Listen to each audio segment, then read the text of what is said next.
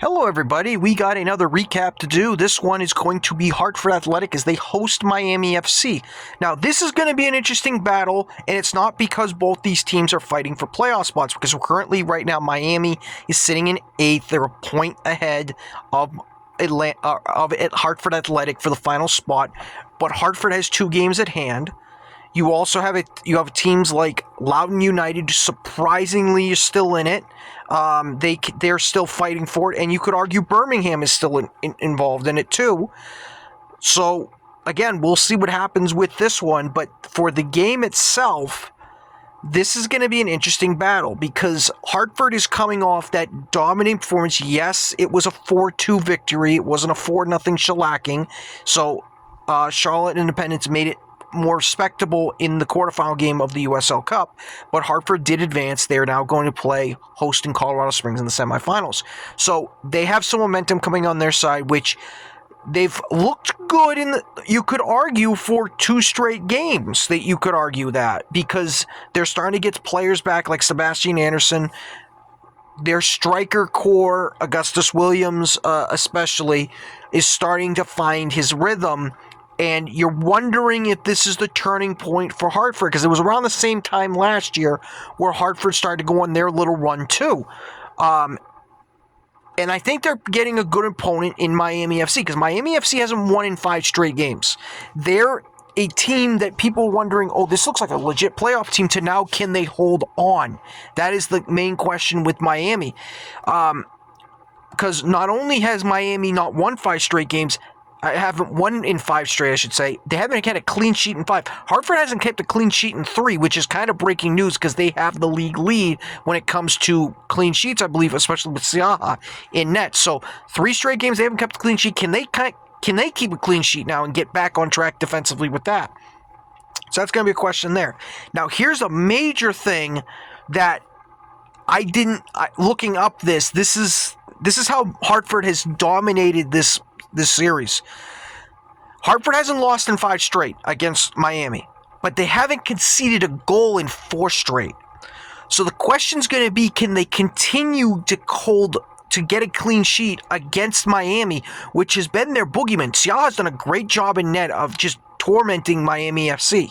So this should be a good one in and of itself. Now, if there is one thing that should help the case that Hartford can keep a clean sheet in this, it's the fact that in the 9 road matches that Miami has played this year, they've only scored 6. So their offense has been a little bit of a disappointment this year when it comes to on the road, and it's part of the reason why they're sitting in 8th when they've been a pretty good home team. Another thing that has been a problem for Miami, which could help Hartford especially, is a fact that when 7 of the 12 goals that Miami has conceded has been in the second half. They have had a problem, especially in the end of games, conceding goals, which has helped them lose points. This is another case where this could help Hartford, because they need 3 points. They need to get out of this just barely out. Draws aren't going to help them, especially with the chasing pack of Loudoun and Birmingham. Again, I don't think them as threats, but they're still there. You got to respect them. Now, when it comes to Hartford at home, though, they have a horrible, it is pitiful road record. Pitiful. At home, they have won 1 game. They've drawn 5 and they've only lost the 1. But at home, Hartford Athletic has only scored 6 goals. So I just mentioned that Miami has had trouble scoring on the road because they've only scored 6 on the road. Hartford's just as bad. They have struggled to score at home. They've conceded 9. They have a negative goal differential at home. And it's part of the reason why Hartford is not in the playoffs currently. It's because of the fact that they have not been able to defend Hartford. Defend the fortress, they have not been able to do. Yes, they've gotten draws. You can make the argument they've only lost 1 game. It's very hard to get 3 points there. I understand that. But you need to win games as well. If you don't win games at home, you're not going to be in the playoffs. And this is something that's kept Hartford outside of it this season. Now, like I said, Hartford is bringing back some players. They are.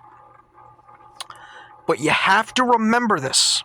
You have to remember this. That Hartford Athletic, I'm being honest with it when I say this, Hartford Athletic has not been a good offensive team. They showed really good promise Wednesday against Charlotte Independence, who they finally beat in 7 tries. But the question is going to be, can they continue the momentum that they built? Because in the second half, they had momentum against Indy. They built that into that, and they literally kicked the can. It was belt to ass in this against Charlotte Independence.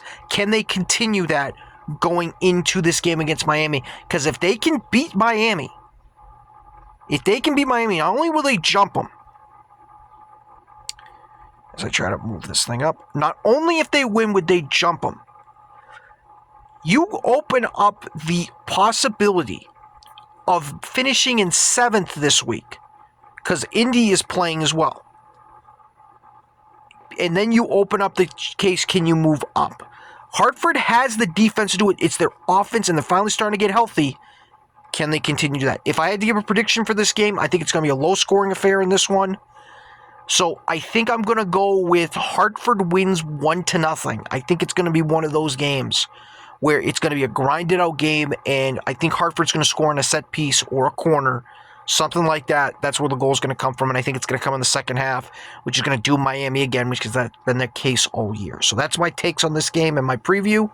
Take care. I'll see you next time. Got to get ready for another preview.